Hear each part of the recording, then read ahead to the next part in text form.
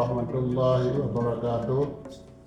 Bismillahirrahmanirrahim. Alhamdulillah nahmaduhu wa nasta'inuhu wa nastaghfiruh wa na'udzu billahi min shururi anfusina wa min sayyiati a'malina. May yahdihillahu fala mudilla lahu wa may yudlil fala hadiya lahu.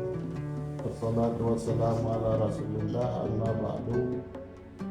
Para pendengar yang kami muliakan, alhamdulillah kita bersyukur kepada Allah Subhanahu wa taala, kita masih diberi umur panjang dan kesehatan sehingga dapat menjalani bulan suci Ramadan itu. Mudah-mudahan kita berdoa kepada Allah supaya terus kita bisa melaksanakan Ramadan secara maksimal, kita diberi umur dan kesehatan untuk bisa beribadah secara maksimal sehingga kita betul-betul selesai Ramadan ini mendapatkan manfaat dari bulan Ramadan, yaitu diampuni semua dosa-dosa kita mendapat kesempatan beribadah lebih baik daripada 1000 bulan, khairun min alfi syahrin. Jadi bukan sama dengan 1000 bulan, lebih baik daripada 1000 bulan. Apakah itu 1200, 2000 bulan, kita tidak tahu. Pokoknya lebih baik daripada 1000 bulan. Salawat dan salam kepada Rasulullah SAW yang beliau sangat sungguh-sungguh dalam menyambut bulan suci Ramadan. Di akhir Sya'ban beliau sudah berpidato kepada sahabatnya, mengingatkan sahabatnya, padahal sahabat-sahabat itu orang yang saleh, orang yang luar biasa taat, Abu Bakar, Umar, Utsman, Ali. Tapi Nabi tidak bosan-bosannya mengingatkan para sahabat semua, dan alhamdulillah peringatan itu juga sampai kepada kita bahwa qad adallakum syahrun adhim, kamu telah memasuki bulan yang paling agung. Ini ceramah Ramadan ini, kalau sekali ceramah susah kita ceramah singkat, tapi ya saya berusaha untuk bisa sesingkat mungkin. Pertama, mengapa disebut Ramadan? Ramadan itu dari Ramadan, ya Ramadan artinya panas, artinya pendidikan, artinya pembakaran. Ramdun itu ya, masdarnya ramdun, tapi ditambah alif dan nun. Itu faedah alif dan nun itu adalah pembakaran yang agung, pendidikan yang agung, seperti Quran, qara'a yaqra'u, qira'ah sebenarnya. Tapi mengapa Quran dan itu adalah bacaan yang paling agung, bacaan yang paling mulia, yang sesungguhnya ini pendidikan yang paling agung. Pendidikan yang paling agung itu silabusnya, kurikulumnya semua disiapkan oleh Allah dan Rasulnya, makanya itu paling agung. Kalau kita ibaratkan, kita contohkan genteng misalnya ya. Genteng itu kan asalnya dari tanah liat, tapi tanah liat itu diinjak-injak, kemudian dilakukan pembakaran. Ya sekarang malah pakai mesin, ada yang diinjak-injak pakai kerbau, pakai mesin sekarang supaya betul-betul masak, betul-betul jerah tanah liat itu waktu diinjak-injak, kemudian dibakar. Yang paling bagus kita pembakaran, itulah genteng yang paling bagus. Kalau kurang pembakaran, ya gentengnya akan kurang bagus, jadi mudah patah. Demikian juga kita umat Islam, manusia, kalau kita mau mengikuti pendidikan Ramadan yang kurikulumnya disediakan oleh Allah Subhanahu wa taala, insya Allah kedudukan kita akan menjadi mulia seperti mulianya tanah liat itu. Kemudian setelah diinjak-injak setelah dilakukan pembakaran, itu ditempatkan di tempat yang paling tinggi, bagian atap dari rumah. Di semua orang terlindungi dengan kayak itu, terlindungi dari panas, terlindungi dari hujan. Ya. Jadi mari kita ambil kesempatan yang baik ini agar kita tidak rugi besar orang yang mendapati bulan Ramadan dan melalui bulan Ramadan, setelah Ramadan tidak memperoleh keampunan dari Allah Subhanahu wa Ta'ala. Bukan karena Allah tidak memberikan keampunan, tapi kita tidak maksimal mencari keampunan itu. Bayangkan betapa detailnya silabus yang diatur oleh Allah Subhanahu wa Ta'ala. Sejak dari kita menyambut buka puasa. Buka puasa itu diatur. Jelang buka puasa itu adalah waktu yang paling mustajabah doa. Itu dalam Al-Quran kan ayat mengenai puasa Ramadan, Al-Baqarah 183.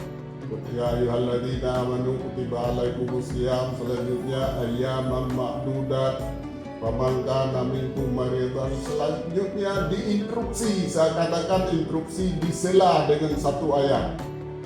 Ya, sedang bicara masalah puasa Ramadan, Allah menyela dengan satu ayat, yaitu fa iza sa'alaka ibadi anni fa inni qarib ujibu da'watad da'i idza da'an falyastajibu li, dan seterusnya.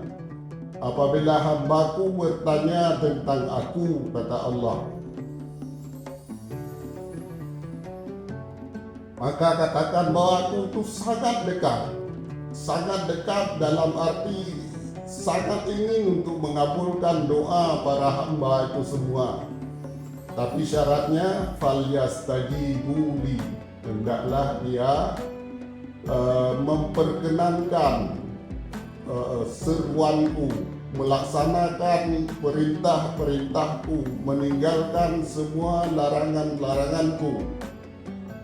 Maka itu luar biasa ya, Allah menyela pembahasan kita. Setelah itu Allah langsung menambahkan soal Ramadan lagi, soal puasa lagi.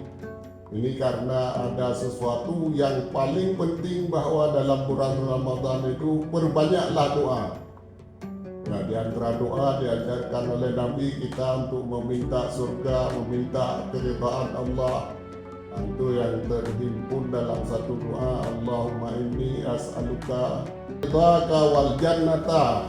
Kami minta relamu dan kami minta surgamu. Nas'aluka ridhaka wal jannata wa na'udzubika min sakhatika wan nar, dan kami berlindung dari api neraka. Kemudian ada ditambahkan lagi itu yang harus diperbanyak bacaan doa, Allahumma innaka afuwun karimun tuhibbul afwa fa'fu anna wa an walidaina ya karim. Peluang yang sangat besar itu sebuah doa diampuni oleh Allah Subhanahu wa Ta'ala, sebuah doa diijabah oleh Allah. Dan kita kembali kepada kurikulum yang disusun oleh Allah, begitu buka puasa sudah diatur, ada doanya. Selesai minum sedikit ada doanya. Yang doa yang paling sering, Allahumma laka sumtu wa bika amantu wa ala rizqa aftatu birahmatika ya arhamar rahimin. Banyak lagi doa-doa yang lain. Misalnya Allahumma inni as'aluka birahmatika allati wasi'at kulla syai'in astaghfirali, dan seterusnya. Jadi sebenarnya jangan puasa Ramadan itu jelang buka puasa itu ya pendale puasa dia pergi pendale puasa baik mobil baik kendaraan. Nah, itu sebenarnya waktu yang paling baik kita untuk berdoa kepada Allah Subhanahu wa Ta'ala, waktu kita pada dalam keadaan kosong. itu waktu yang paling diijabah doa. Selesai buka puasa sebentar, minum yang manis, makan dengan korma dan kue sedikit, itu langsung harus berangkat ke masjid. Kalau enggak, kita ketinggalan jamaah salat maghrib. Nah, saya sekarang agak jauh sedikit rumah dari masjid, enggak terlalu jauh, mungkin 350 meter. Itu Honda saya sudah mengarah ke masjid. Begitu selesai buka puasa langsung hidupkan Honda ke masjid. Syukur bisa salat antara azan dan iqamah, salat sunat antara azan dan iqamah, kemudian salat maghrib, kemudian salat sunat. Itu harus pulang secepatnya, makan sedikit, berangkat lagi ke masjid untuk salat isya dan tarawih. Pulang itu selesai salat isya tarawih, bagaimana kita sempatkan diri untuk membaca Al-Quran, tadarus dan sebagainya. Dan di waktu siang juga kita atur waktu dengan sebaik mungkin. Itu waktu sahur juga diatur dalam kurikulum Allah Subhanahu wa Ta'ala untuk pendidikan bagi umat manusia. Itu dimotivasi kita supaya bangun sahur. Tasahharu fa inna fis sahuri barakah.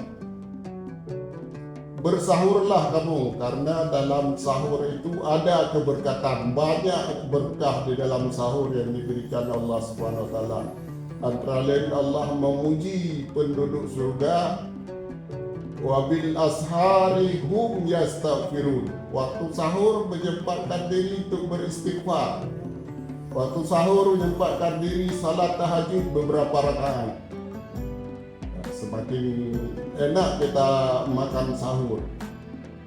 Begitu waktu imsak kita harus segera berangkat ke masjid supaya bisa sempat salat subuh berjamaah. Syukur kita bisa sempat salat sunat tahiyatul masjid dan salat sunat fajar sebelumnya 2 rakaat. Itu pahalanya luar biasa. Salat sunat fajar 2 rakaat itu nilainya sama dengan nilai alam dan seisinya. Bayangkan betapa nilainya sangat luar biasa. Dan setelah salat subuh jangan biasakan sama sekali itu tidur. Sama sekali jangan biasakan tidur, harus lawan itu. Ya, apakah dengan mengaji atau membaca dan sebagainya. Kalau ngaji dan membaca ngantuk, dia kerja yang keluar keringat supaya tidak ngantuk. Kalau kerja keluar keringat kita tidak ngantuk. Dan bertahan sampai salat zuhur berjamaah, salat sunat ba'da zuhur, salat sunat sebelum zuhur.